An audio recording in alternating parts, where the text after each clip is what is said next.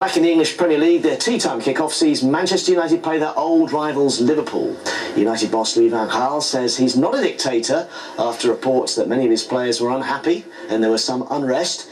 He says the fans are happy too and they're chanting his name at games. Now the fans are shouting every week, Louis van Gaal's army! Louis van Gaal's army! So also the fans are very satisfied with Louis van Gaal. And my players are also satisfied with me. All the players are communicating with me. They are coming to my office. Believe me, it is like it is. But I'm not a dictator, I'm a communicator. And I've said it in advance before. Well, now in the tennis, how do you explain Serena Williams' exit in the semi-finals of the US Open? Well, perhaps all the hype and all the talk surrounding her chance to achieve the calendar Grand Slam just got to her in the end. Chris Evert, the former champion turned pundit, certainly thinks so. She reckons that Serena froze and was paralysed by nerves when one set up in her semi-final match. Her victorious opponent, the unseeded Italian Roberta Vinci, had mixed emotions herself after her 3-sets victory, which now sets up an all-Italian final with Flavia Pelletta. As Adam Wilde now reports. For the world's best, the dream departs. The historic calendar Grand Slam has disappeared. Serena Williams leaving in her wake just disbelief and Roberta Vinci's tears of joy. Few predicted it would end like this. 6 times Williams has been crowned champion at Flushing Meadows, and while she won the first set, she did so with a look that suggested this story may just have a surprise ending. Vinci has never been in a Grand Slam semi-final before, but at the age of 32, she was now playing the tennis of her life. To a deciding set, and emotions telling their own tale. Serena's sister Venus, not the only one finding it all rather hard to believe. The Italian was not even seeded for this tournament, but now she was taking every opportunity to tell the world this was becoming all about her. If there was a question over whether Vinci could keep her nerve, this was how she answered it. A moment then of history, although far from the history tennis expected. Adam Wilde, BBC News. Well, afterwards, Vinci was rather apologetic because she knew what it would have meant to Serena. But of course, a little bit really sad for Serena because she's an incredible player, #1, almost career Grand Slam, all the Grand Slam. So, but what I have to say, I'm happy. I don't know. It's tough to explain my emotion right now. Now in the men's singles, Roger Federer will face the world #1 Novak Djokovic in the final after beating fellow Swiss Stan Wawrinka in straight sets. The 17-time Grand Slam champion took the first set indeed 6-4 and then went on to win the second 6-3, and he finished by sealing his place in the final in style with an ace. So he'll now play Novak Djokovic tomorrow. He knocked out the defending champion Marin Cilic in straight sets. In Rugby League's Super 8 series, Wigan Warriors beat Hull FC 30 points to 24 at the DW, their 3rd win in a row now. The Warriors took a big step towards victory on the hour mark when Ben Flower put them 10 points clear, and they stretched that lead to 14 not long afterwards. But Hull fought back. Jack Logan's converted try, bringing the score to within 2 points.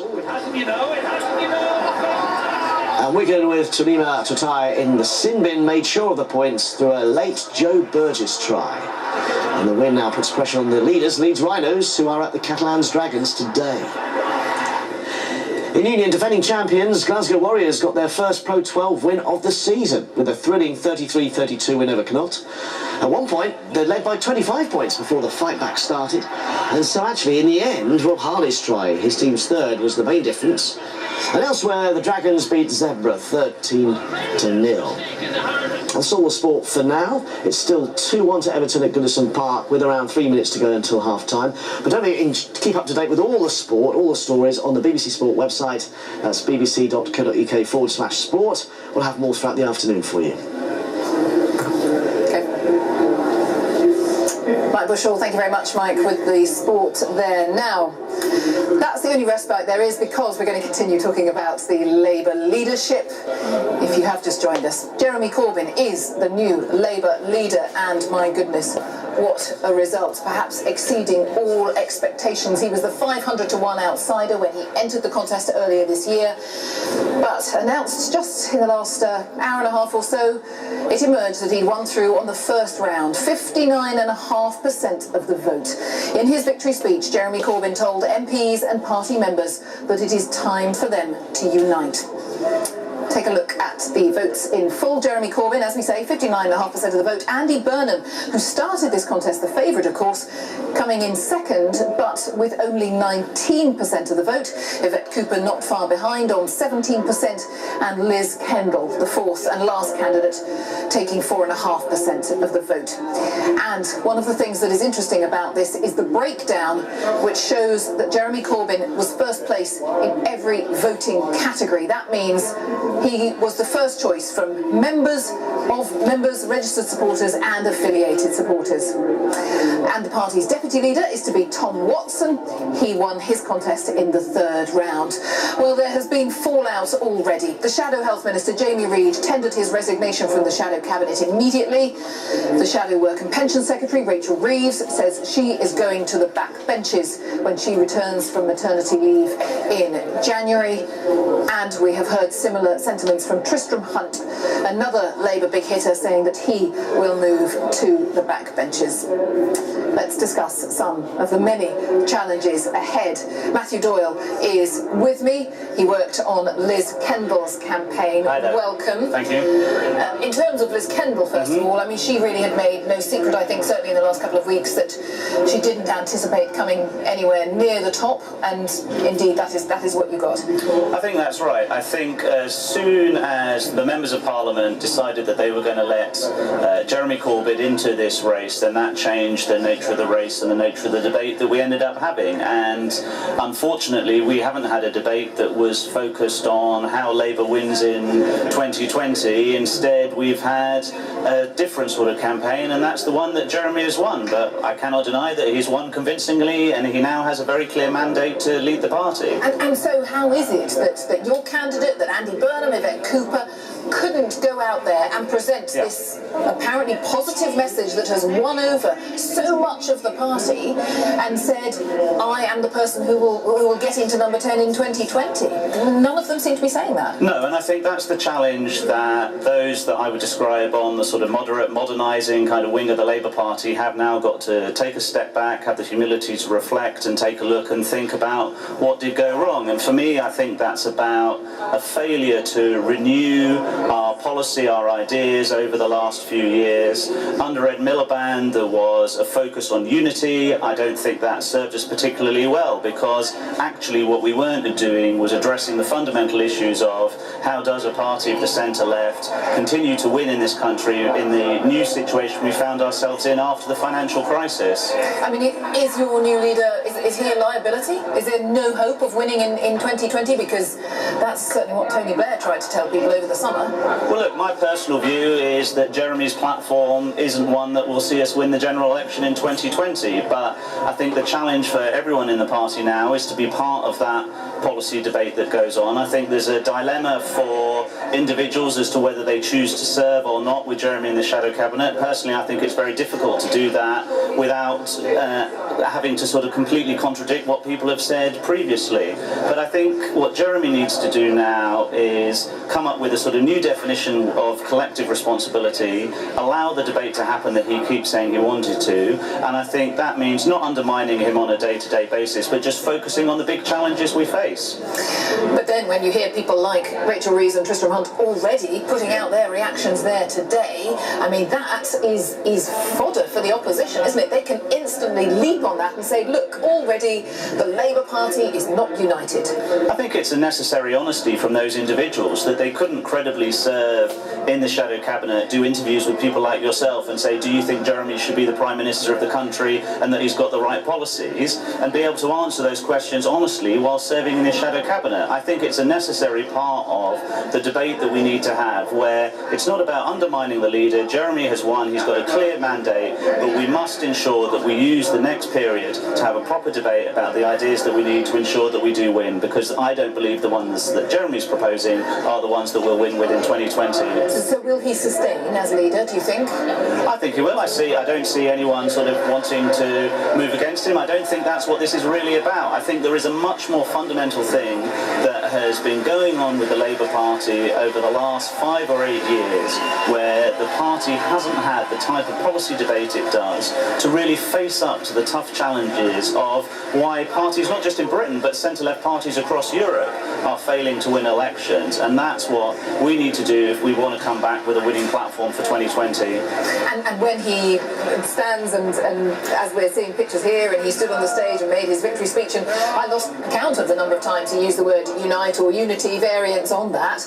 Do you trust him? Do you trust him to at least try to keep the party united? I do, but unity only works if you actually agree around what you're united. The problem with the last 5 years under Ed Miliband's leadership was there was a lot of talk of unity, but nobody actually agreed the basic proposition that we were supposedly united around. Unity only works if it comes after a proper period of discussion, debate, and then decision, and then there is something you can unite around. Unity only works in reality if you've actually agreed those fundamentals. And now we're in a position where there seems to be a split between party members and what they want and the grassroots. I mean, that's a curious state of affairs, isn't it? There's no doubt going to be a challenge when so few of the parliamentary party, the members of Parliament in Westminster, supported Jeremy. So few of them even signed his nomination papers to want him to be the candidate.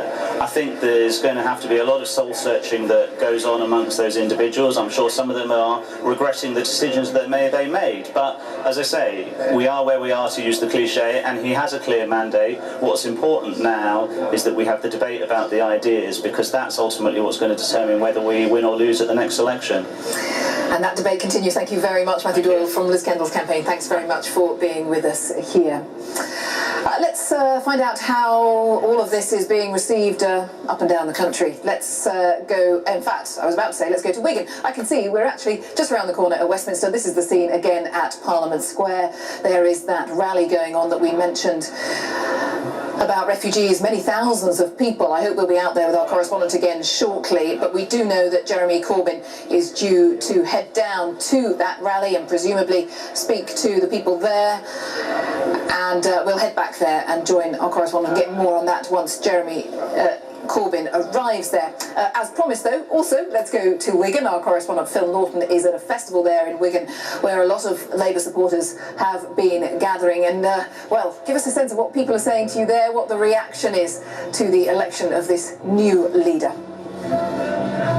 Yes, well, you join me here at the Diggers Festival here in Wigan. It celebrates everything about the socialist movement which began here. I can tell you there were huge cheers on the main stage when the announcement was made that Jeremy Corbyn was the new Labour leader. There was cheers, there were hugs, there was even champagne here as well. Many people telling me here that now the Labour Party has gone back to its roots. Well, we're joined here by Julie Hilling, the former Labour MP for Bolton West, who lost your seat in the election to the Conservative Party. First of all, your thoughts today? Well, I'm really sad that Andy didn't win, because he was my man and I thought that he would be brilliant for the North West and for socialism.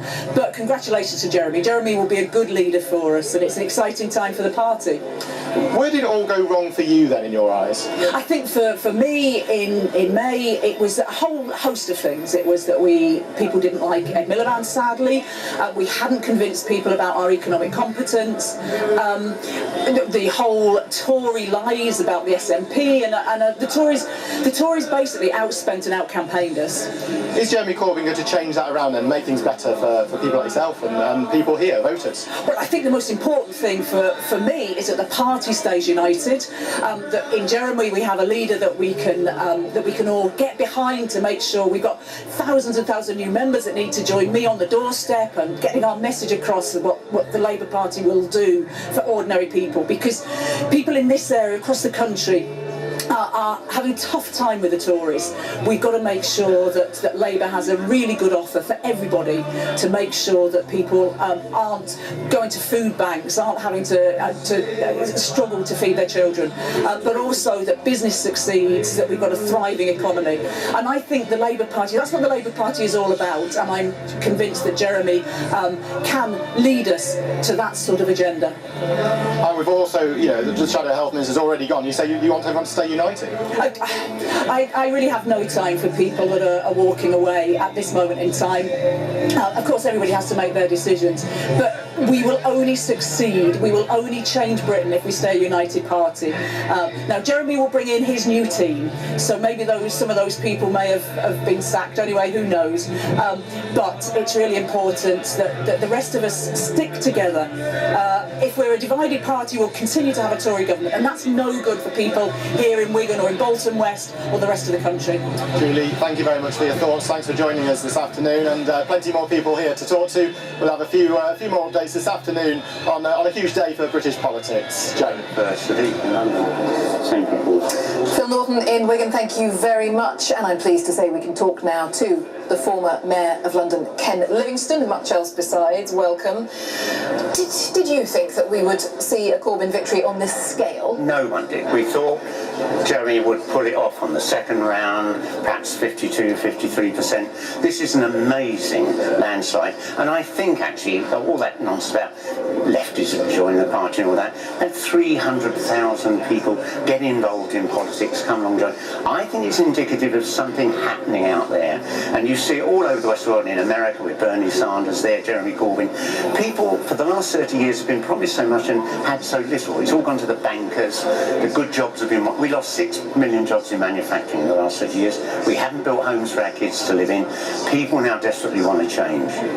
How much of this is to do with the fact that he is a London MP, a long-standing London MP?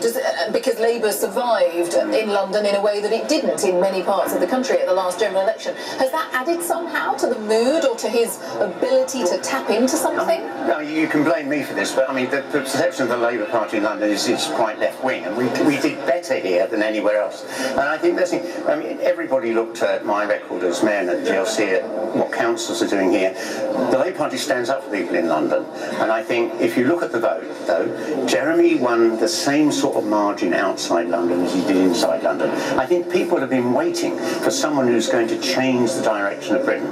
We were all promised when Mrs Thatcher came in, if you break the unions, cut taxes on the rich, deregulate the banks, the economy will surge. But in actual fact, it's never grown as much, we've never had as much investment since then. We've got to get to a point where we have a fairer tax system, and Jeremy's big thing is massive investment to modernise Britain. Our transport system, our broadband, build homes, that's the best way of actually getting a modern, effective economy. But he's got to prove that he's got that economic credibility and can do that and can pay for it, though, can't he? I mean, that's why the choice of Shadow Chancellor is going to be extraordinarily important. Because that's the key thing. If you go onto the websites of the Labour candidates, Jeremy's got several pages about how you would do this, how you pay for it. And this key thing, I mean, we've just created £375 billion over the last 7 years by the Bank of England to prop up the banking system. And it hasn't caused inflation, it's done no harm to the economy. So if we can print money to save the banks, let's print money to modernise Britain. There is no future for an advanced capitalist society going down market, low skill, low wage. We need a high tech, high skill, high wage economy, something that can compete with Germany. The Germans are doing so much better than us, but they never let their bankers run their economy. And everything you say, everyone who's voted for Jeremy Corbyn will absolutely say, yes, absolutely, that resonates. You know that the opposition, maybe some parts of the media will say, here we go, throw back to the 70s and 80s, and this is not a modern Labour Party. That's going to be the charge that Jeremy Corbyn is going to have to keep rebutting, isn't he? But, I mean, if you go back to 2000, all the same things were said about me when I was running for mayor. It's going to be a disaster. I mean, the columnist Catherine Bennett said I was as bad as Mao Zedong. And then 3 years later, Tony Blair said, "Oh, please come back and be our candidate." I think Jeremy, over these coming months, will connect with people, and that will bring the Labour MPs who have their doubts behind him. If they think Jeremy can win, they'll stop all their whining. So what do you make week then of people who've already come out and said, I'm going to the backbenches. Tristram Hunt, Rachel Reeves, quite big figures in the party. I mean, that's not helpful, is it? Big figures. I mean, the vast majority of the public don't have a clue who they are. I mean, this is now down to Germany's ability to connect. Well, if you actually look at the opinion polls, 7 out of 10 of the people who voted for UKIP want Jeremy because they think he's like Nigel Farage. He's an ordinary, regular guy who's there to look after them, not to suck up to the bankers. It's about authenticity, as far as you're and that's concerned. exactly what he is. I've known Jeremy Corbyn for 45 years. I've never seen him lose his temper.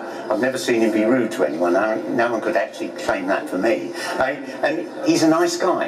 And don't forget, I mean, the shock election result in '92 when the Tories won under John Major and everyone thought they'd go lose. The big factor there was people thought John Major's a nice, decent guy and we'll keep him in Downing Street. So having an economic policy and being a nice guy, the two most important things to win that next election. Nice guys don't always make the best leaders, do they?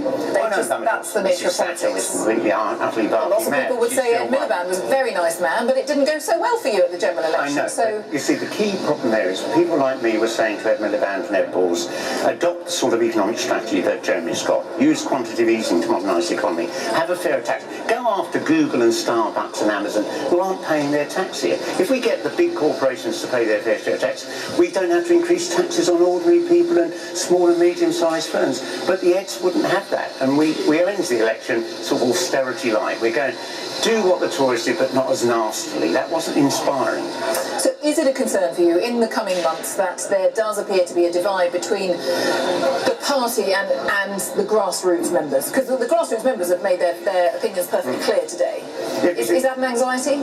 It's quite interesting because it isn't just the new members who joined who supported Jeremy. He won a majority among the ones that have been there all through the Blair years as well. And so I think that people will come to it. You heard his speech. He's very open. I mean, he's trying to bring everybody in. Some will object for a bit. But the moment Jeremy starts to do well in the polls, those doubts will go. These are people who want to be in the next Labour government. And they will not do anything to undermine Jeremy if they think he's going to be Prime Minister with all those jobs to hand out. Just to explain, while we're talking to Ken Livingstone, this is the shot at the front of this conference centre.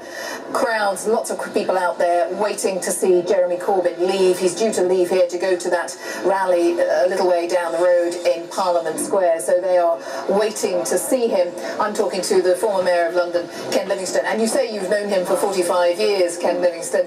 I mean, just on a personal level, a human level, is he really shocked today, do you think? Of course, I mean, when people said to him, you should stand, we thought it was going through the motion and just having a candidate there to put the right points. But then you had this wave of people come along and join. And in a sense, it's a bit like American politics, because they have open primaries there.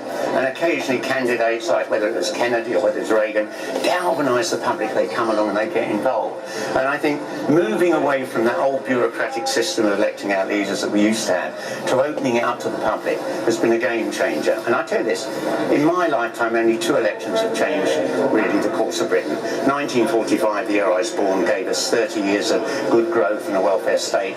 Then we had Thatcher, and that's been pretty grim. I think we're at a game changer now, that what's happening in here will lead to a different direction for Britain, a fairer society. When I left school, every kid got a job. That job paid them enough to keep a family. That world's gone. We want something like that back. Every kid in Britain should have a fair chance. I got 5 kids. If I didn't think Jeremy Corbyn could win the next election, I wouldn't have voted for him. I think he can. And you think he's up to leading this party, by which I mean this is a man who sat on the backbenches for 32 years. That's been his political career, that's been his political experience. He's been a big opposer of an awful lot of what went on in the party, and now suddenly he's the leader. That is a whole other job. But if you look at his record, the times he voted against the Labour Party line, like on the war in Iraq, again and again, he's been on the right side. That's the simple reality of it. And I mean, he didn't sit on the backbenches because he didn't want a job. It's just all the Labour leaders were too terrified to give him one. All right. right, Ken Livingstone, thanks so much for your time. You've been very generous. Thank you. We'll let you go, although I'm not sure whether you're going to be able to get out of the building, seeing what's going on out there, but we'll let you try. Thank you very much, Ken Livingstone, there with his reaction to the news that Jeremy Corbyn is the new Labour leader. Let's just hear the first government response to that, in fact, because in the last few minutes, the Defence Secretary Michael Fallon has been talking to our political correspondent Robin Brandt. This is a very serious moment for our country. This election shows that Labour is now a serious risk to our national security, to our economic security, and to the security of your family. So, let's get this straight. Your reaction to this overwhelming victory by Jeremy Corbyn is to rerun that election strategy of basically trying to scare British people about it. No, this election shows that Labour now poses a very serious risk to our security, our national security, because they would undermine our defences, to our economic security, because there'd be taxes on jobs, taxes on earnings, and more borrowing, and to the security of every family. That would affect all working people. And just finally, in your role as Defence Secretary, do you now think that Labour really are serious under Jeremy Corbyn about Trident, about changing what goes on at Fastlane? Well, this government is serious about keeping Britain safe. But this election shows that Labour are now putting that at risk. They're a risk to our national security. They would undermine our defences. But more than that, they're a risk to our economic security. They would pile taxes on jobs and earnings, and that will affect all working people. The Defence Secretary Michael Fallon there talking to our political correspondent Robin Brandt.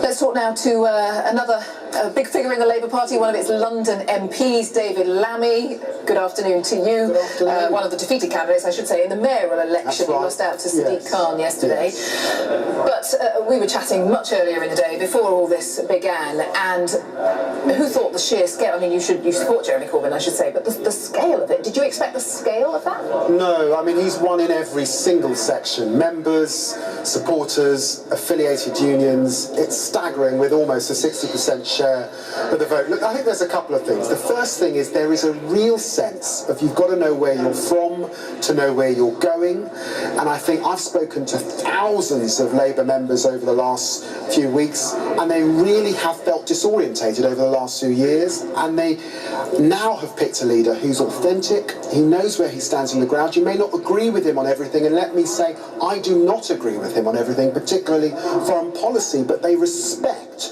the authenticity, the fact that he's in his 60s, he's not looking for the next job, he knows where he is, and there's a sense of direction as a consequence. And he feels or exudes the sense that he is a kind, good, decent man, and I have to say, as his near neighbour in Tottenham, he's just beneath me, he is that kind of guy. But as we were just reflecting on with Ken Livingstone, nice guys don't always make great party leaders. Sadly, that's not the way the world works, is it? Absolutely. And look, at the beginning of May, I was with Jeremy at the beginning of the general election. He was in my constituency, launching my general election. He came up on his bike. We were outside Spurs. None of us believed that a few months later he'd be leading the party, and leading a political party with everyone's hopes on your shoulders is a tough, tough job. That's why I think we have to unite now. We have to come together. In the end, any political party is a coalition of interests, perspectives and views. They all have to be around the table. We have to support Jeremy in this extension, this offer that the Labour Party has to make. Not now internal, just talking to yourselves, but talking to the country as a whole. And you are by no means the first Labour Party member who has stood there today and said, use the word unite to me. But therefore, what do you think when you hear quite big hitters like Rachel Reeves, Tristram Hunt saying, that's it, I'm off to the backbenches because of what's happened today? That's not a united party, is it? No, it's not. And you know what? I did the same thing under Ed Miliband. I took time out, I wrote a book, I reflected. I wasn't convinced that the project that he was offering was going to win the country. And let me say this now. I am nervous that the left-wing project in the end does not capture sufficiently the imagination of England as a whole, might work in London, might work in Scotland, but the Peterborough I spent 7 years in, I'm not sure. I do say that. I do think Jeremy will broaden the offer, much broader than Ed Miliband's offer to the country, but he will broaden it to the left. Nevertheless, there's a generation of young people in this country who are set to be poorer than their parents and their grandparents. They are inspired by what they have heard, and there are a lot of people beyond London and the M25 shut out of the property boom that many are experiencing who own a house in London, and those in London in private rented accommodation. They too are inspired. 9 million people voted Labour. They want an authenticity back. They have got that authenticity. We have to build from there. We may not get so there. Interesting what you say though. How do you then get those people of Peterborough that you touched on to think that this is a Labour Party for them? Well, let me say something that many don't say. It is a tall ask for the Labour Party to win the 2020 election. We lost in Scotland. We haven't won in Chingford, Barnet, those sorts of areas in London. We've got to win back cities in Middle England. So it may be that 2020 is too long away, but I am quite sure that the surge that has come into the Labour Party is part of our journey back to power. Whether Jeremy will be the whole story to get there, only time and history will tell. But you have to know where you are in the ground before you can go out. It's as simple as that. That's what the Labour Party has chosen. And I remember back in 2007 in America when the Clintonites poo-pooed Obama. He brought new people in, he brought liberals in, he brought independents in. What is this, they said? And in the end he renewed the party. He joined back together with Hillary Clinton to win office. And I do believe that Jeremy has to forge that alliance with those of us in the party who don't stand entirely with him, and I certainly don't on big issues of foreign policy. But in a sense, that is what a political movement is. It's a coalition that has to sort itself out and then have an offer for the country. Okay, so he may be an interim leader, but he could do a lot in that period. I don't know. I think we've got some young people in the party who are pretty impatient to get back to government. People like Chuka Amuna. I understand why. But the truth is, the truth is, sometimes it takes time to build that coalition and that momentum back in the country. The Tories took a long time over it. We took way too long, 18 years in opposition. And let me just say, I'm one of those members of Parliament who grew up poor, believed in Michael Foot, believed in Neil Kinnock, and they lost. And my constituents need a Labour government. So I'll always be a friend, but a critical friend. If in the end, those who are middle class in the party, who won't experience hardship if we lose, don't get it right. But we've got to sort it out over the coming months. I hope to play a part in that. All right, David Lammy, thank you very much. Good to see you. Thanks for being with us, David Lammy, the Labour MP for Tottenham, and talking about just some of the challenges that are ahead in the coming months, as so many of the people and the Labour members I have been speaking to here this morning have reflected. We heard Jeremy Corbyn use the word unite and unity so many times in that victory speech. We see what awaits. Right now, let's catch up with the weather. Stav Danaeus has that for us, Stav. Hello there. Well, after a couple of really fine summer-like days, things have turned a little bit more unsettled through the start of the weekend. We've had a band of rain which has spread northwards during the overnight period, generally across Scotland and northern England as we head on in towards the afternoon. But behind it, you can see on the satellite picture, there's some good holes and breaks in that cloud, so some sunny spells around too, but also a scattering of showers, some of which will be on the heavy side in a few places. So it remains breezy, quite cloudy, with outbreaks of rain across the northern half of the UK into this afternoon, whereas southern areas actually doing pretty well with the sunshine. It will be quite breezy as well, but in the sunshine it will feel warm. Temperatures around the high teens Celsius, potentially around 20 or 21 Celsius in the warmest spots. A scattering of showers around, some of them quite heavy across western areas. Northern England northwards generally cloudier with outbreaks of rain continuing. That's certainly the picture across Scotland. Some showers for Northern Ireland and sunshine developing here, but a cool feel to things, certainly over the last few days where we saw temperatures over 20 Celsius across swathes of Scotland. Now, to this evening and overnight, we eventually lose that band of rain and the strongest wind, though it stays quite windy and blustery with showers across the Hebrides. Later in the night starts to become showery and breezy across the far southwest, but for most places, a dry night and a fairly mild one. In towns and cities, 10 to 12 Celsius, a bit cooler than that in rural places. Now to Sunday, we look at this next area of low pressure. Will start to make inroads in towards the southwest, so conditions turn windier across southwest England in towards Wales, with showers increasing here. Still quite showery across Scotland, Northern Ireland with a breeze, but for much of central eastern areas, it's actually fine with some sunshine, though we could see some heavy thundery showers through the day across southeast England, and temperatures around the high teens Celsius at best. Now, the week ahead is looking pretty autumnal. It will be unsettled. There will be pretty deep areas of low pressure bringing some strong winds, gales in places, some rain, and also some sunshine too. Now, Monday, this vigorous area of low pressure will bring wet and windy weather to much of the UK, gales to the south.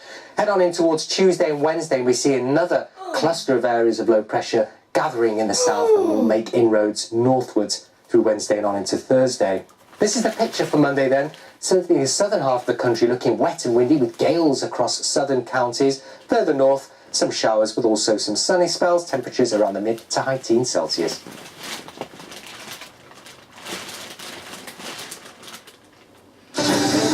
If a GP looks at a patient across the table and says, we can only lose some weight, you're going to have a heart attack, and the guy says, we'll give you statins. I'm not doing that. What's the doctor supposed to do? Say no. Greece is saying, we're not so sure we should go along with these EU sanctions. What are they thinking? We don't know how to fight this war, and it's happening so fast that we don't have the equipment, the personnel, or the time to deal with this. The Papers, every night at 10:30 and 11:30 on the BBC News Channel.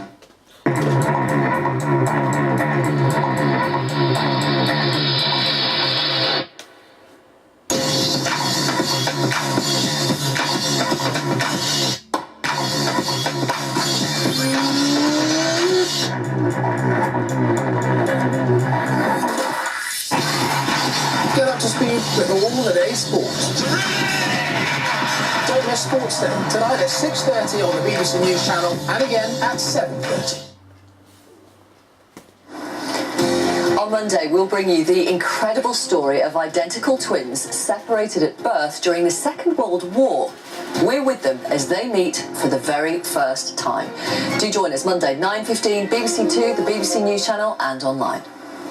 BBC One opens the doors to one of the country's most extraordinary estates. I think it's an eccentric place full of eccentrics. But with two lords under one roof, tensions are rising. I try not to do anything to irritate them. Monogamy wasn't ever going to work for me. There's no point having anything if you don't enjoy it. I would have said Sylvie, but off to the best start. Steady. Not all of it's going to go smoothly. All Change at Longleat starts Monday at 9 on BBC One.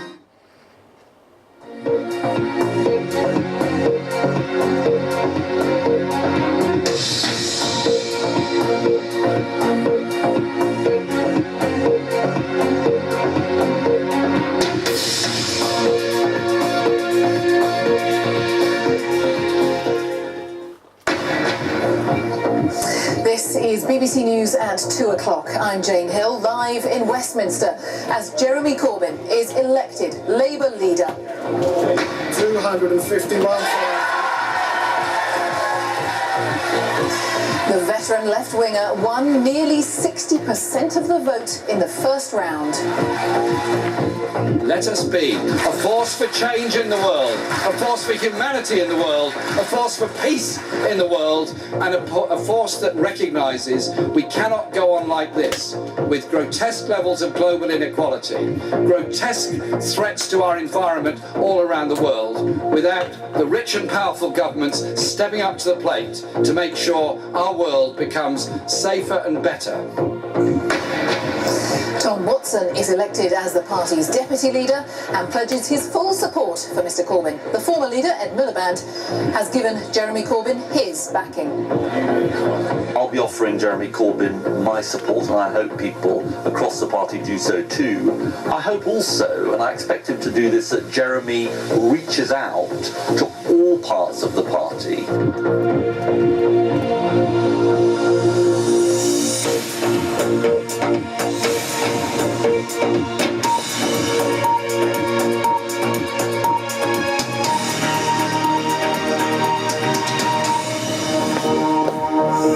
Hello and a very good afternoon. afternoon. Welcome back to the Queen Elizabeth Conference Centre in Westminster. The scene this lunchtime of a quite extraordinary moment in British politics. The left-wing MP Jeremy Corbyn has been elected the new leader of the Labour Party. The 66-year-old, who was a 500-to-1 outsider when he entered the contest, secured very nearly 60% of the vote. In his victory speech, Jeremy Corbyn told MPs and party members that it was time for them all to unite. Here are the key results of that election. As we say, Jeremy Corbyn taking very nearly 60% of the vote. Andy Burnham came second with just 19%. Yvette Cooper a little further behind on 17%. And Liz Kendall, the fourth and last candidate, with 4.5% of the vote.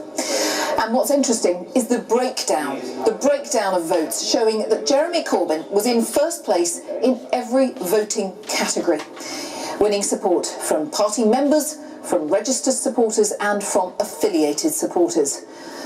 The party's deputy will be Tom Watson, who won his contest in the third round. Already, though, a number of senior figures have said they won't serve in the Jeremy Corbyn shadow cabinet. The Shadow Work and Pension Secretary, Rachel Reeves, has announced that she will go to the backbenches. The Shadow Education Secretary, Tristram Hunt, have said likewise. He won't join the top team. This report first this hour from our political correspondent, Robin Brandt. His report does contain flash photography. His white hair just visible amidst the scrum. This is what you call a confident arrival for Jeremy Corbyn.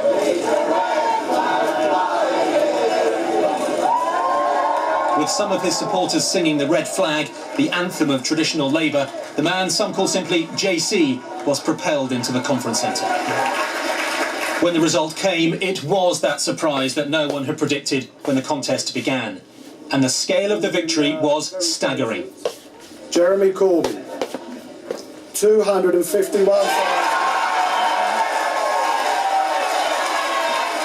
He obliterated the others, winning in the first round by a huge margin. So, for the first time as leader of the opposition, Jeremy Corbyn started by thanking everyone who took part in this election, this huge democratic exercise of more than 500,000 people all across this country. It showed our party and our movement passionate, democratic, diverse, united and absolutely determined in our quest for a decent and better society that is possible for all. He was conciliatory, genuinely praising the defeated candidates, perhaps a sign he wants to reach out. Then he turned to his core message. We don't have to be unequal. It doesn't have to be unfair. Poverty isn't inevitable. Things can and they will change. Thank you very much. So, who is Jeremy Corbyn? Comrade Chairman. A veteran MP of 32 years, he looks now as he did back then. He spent decades on the periphery of his party, associating with controversial causes, including the IRA and the Palestinian group Hamas. Now 66 years old, he's a vegetarian who's never far from his bike. So, Saturday the 12th of September 2015, the day the Labour Party got a new leader it never ever expected to get, and the day it got a leader that the vast majority of its MPs don't support. There'll be euphoria for Team Corbyn, but once that's passed, the big challenge is now keeping Labour together.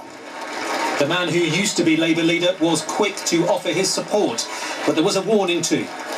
Our party is a broad church, always has been, always will be, and the task of the leader is to reach all parts of that movement, and I believe that's what Jeremy should do. I think obviously he and Tom and the new leadership team will now want to be reaching out across the country to the public, because that's what this has now got to be about.